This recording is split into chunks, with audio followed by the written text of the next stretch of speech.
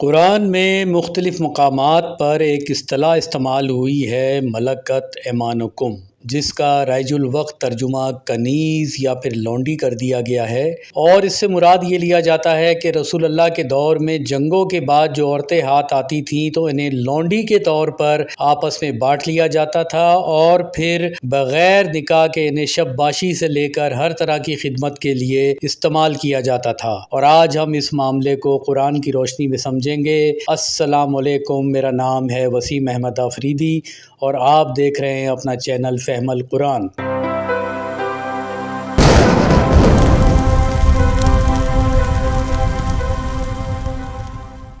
سب سے پہلی بات تو یہ ہے کہ ایسا ہرگز نہیں ہے کہ اس قرآن میں صرف 1400 سال پہلے کے قدیم عربیوں کے تذکرے ہو رہے ہیں، بلکہ اس قرآن میں ہر دور کے ہر انسان کا تذکرہ ہو رہا ہے۔ لہٰذا ایسا ہرگز نہیں ہے کہ اگر قرآن میں کوئی اصطلاح استعمال ہو رہی ہے تو اس کا اطلاق صرف قدیم عربیوں یا ان کے رسوم و رواج پر ہو رہا ہے، بلکہ وہ اصطلاح ہر دور کے ہر انسان پر لاگو ہو رہی ہے، بھلے اس کا کوئی بھی مذہب ہو۔ ملکت ایمانکم کا بھی یہی معاملہ ہے۔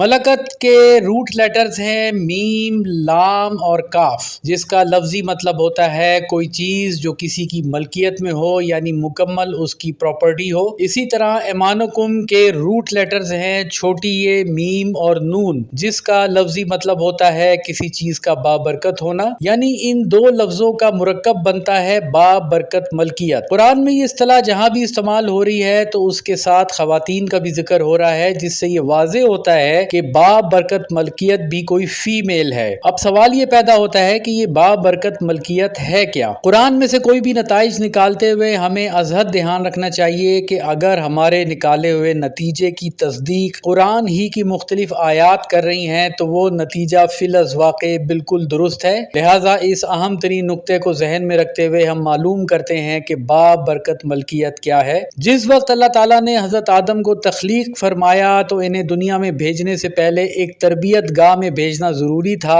تاکہ جب وہ دنیا میں جائیں تو انہیں کوئی چیز انوکھی نہ لگے۔ اس لیے انہیں جنت میں بھیجا گیا، کیونکہ جنت میں کوئی ٹائم لمٹ نہیں ہے، جبکہ اس دنیا میں دن اور رات کے پھیر کی وجہ سے وقت بن رہا ہے۔ اس لیے حضرت آدم کے لیے یہ ازحد ناممکن کام ہوتا کہ پہلے وہ وقت کی قید میں رہتے ہوئے دنیا کے اصول سیکھتے، پھر نعمتوں کا استعمال کرنا شروع کرتے تاکہ ان کا سروائیول ہو سکتا، اور اس میں بہت وقت صرف ہوتا۔ لہٰذا پہلے جنت میں بھیجا گیا تاکہ پہلے سے ان کو ہر چیز کی اچھی طرح معلومات ہو سکیں۔ جنت کو ایکسپلور کرتے ہوئے حضرت آدم نے واضح طور پر یہ محسوس کیا کہ ہر چیز کا ایک جوڑا ہے، لہٰذا ان کے دل میں بھی یہ فطری خواہش جاگی کہ ان کا بھی ایک جوڑی دار ہونا چاہیے، اور یوں انہوں نے بہت پاکیزگی کے ساتھ اپنے جوڑی دار کو ویژولائز کرنا شروع کیا۔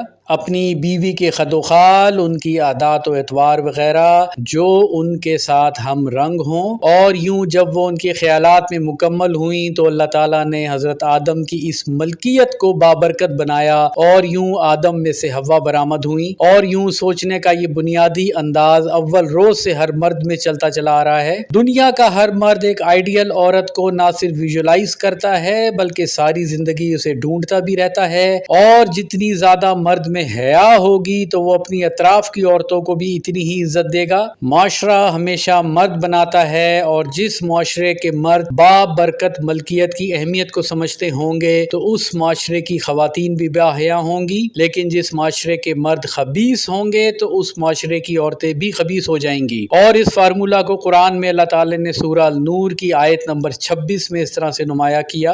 سب سے آخر میں ایک اہم ترین نقطہ بھی واضح کر لیتے ہیں کہ جس وقت آدم میں سے حوا برآمد ہوئی تو انہیں پہلے سے ہی ایک آئیڈیل مرد ملے تھے، اس لیے خواتین میں بھی آئیڈیل مرد کو پانے کی خواہش ہوتی ہے تاکہ جوڑا مکمل ہو سکے، اور اس لیے قرآن میں اللہ تعالیٰ نے مرد اور عورت کے رشتے کو زوج کہا ہے۔ زوج یعنی ایک دوسرے کے ساتھی۔ اس لیے دنیا کے تمام مردوں پر یہ لازم ہے کہ وہ اپنے اس اعزاز کو برقرار رکھیں اور خواتین کی عزت کریں تاکہ ازواج کے معیار پر پورا اتریں، اور یوں نسل در نسل دنیا بہتر سے بہتر ہوتی چلی جائے۔ نیز ایک اور نکتہ بھی واضح کر لیتے ہیں کہ اس دنیا میں مکمل آئیڈیل جوڑے نہیں بن سکتے، کیونکہ اس کے لیے صحیح کرنی پڑتی ہے، اور یہ اللہ تعالیٰ نے ہر انسان کے لیے مخصوص کر دی ہے، کیونکہ اگر وہ صحیح کرے گا تب ہی اس صحیح کا صلہ اسے روز آخر ملے گا۔ جبکہ جنت میں ہر جوڑا آئیڈیل ہوگا، کیونکہ وہ ایک دوسرے کے ساتھ ہم آہنگ ہوں گے۔ ہمارا آج کا خطاب اختتام پذیر ہوتا ہے۔ اگلے خطاب کا موضوع ہوگا صبر اور برداشت میں کیا فرق ہے۔ اس وقت تک آپ سب پر سلامتی ہو۔